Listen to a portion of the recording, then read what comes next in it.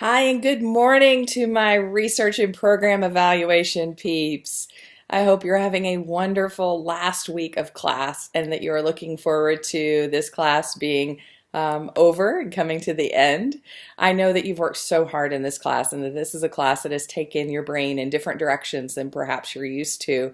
And you'll be happy to get back to a good old child and adolescent counseling class or a couple and family class with some content that maybe is less math related and more related to what you like to do working with clients. But I sure hope that this experience has shown you the opportunities that research can bring to your practice. It has been a delight to work with you throughout this term and seeing you build this research project from just a basic idea or even a thought of an idea, what you'd like to know in week one, all the way through to a results and discussion section and a presentation last week.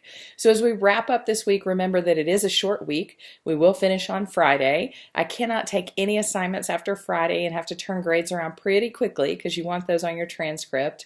So make sure, I think everybody pretty much has everything in except for what's due this week.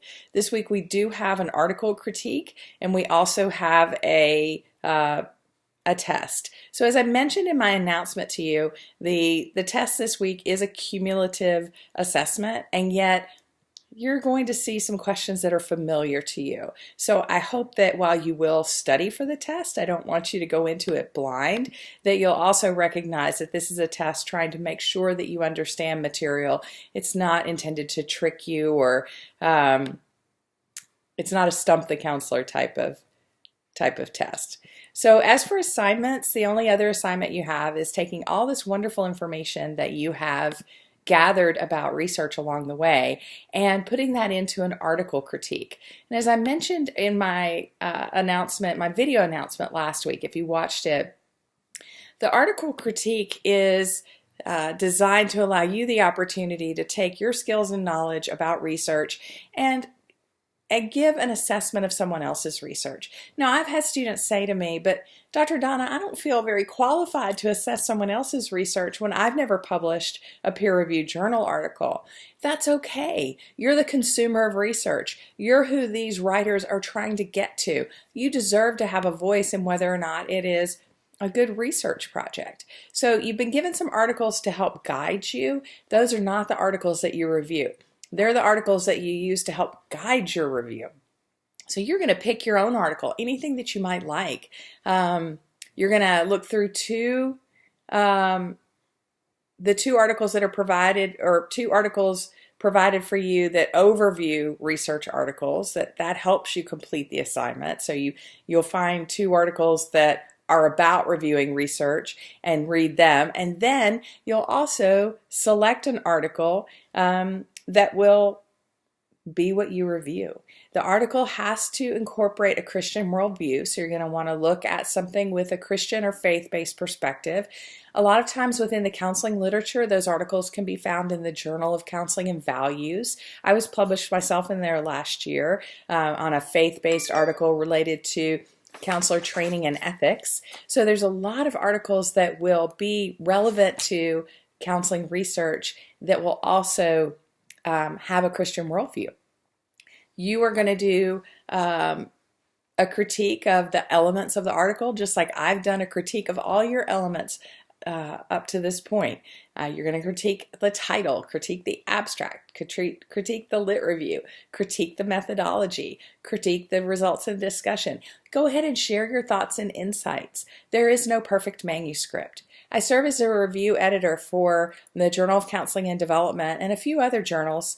And in doing so, what I do is I take articles and I go through them and look for things that would help improve them. There's no perfect article. Even once one is published, it can still be bettered. I can look back at some of my old publications and think, wow, well, why did I say it that way? Or that doesn't really fully articulate the results that I found. There's so much better way to analyze the data statistically now that I know a little bit more. But we only know what we know, right? So be sure to share your understanding of the article. Really specific instructions are found in the course content. You'll turn that in by Friday. You'll take your quiz by Friday, and you'll enjoy a well-deserved weekend of rest and relaxation. Some of you in your families, you're experiencing spring break already. I hope your children are experiencing spring break, and maybe you'll get to have a bit of a break next week as well. And that you come back to your new classes for the spring term refreshed, relaxed, and ready to take on the next quarter.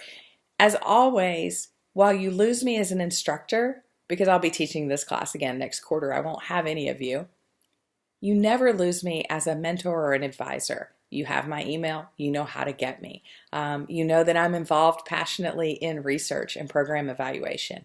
If there's something that you want to know, something you want to do, if you want to get involved professionally, if you're interested in ACA or any of its divisions, reach out to me. I'd love to be of help to you. So finish your week, finish strong, finish well, and enjoy some well-deserved rest and relaxation. I'll be spending my weekend grading, but that's okay because I'll have next week to kind of set back, relax, and prepare for the new term myself. Have a wonderful rest of your day, and it's been just a joy and an honor to get to work with you this term. Take care.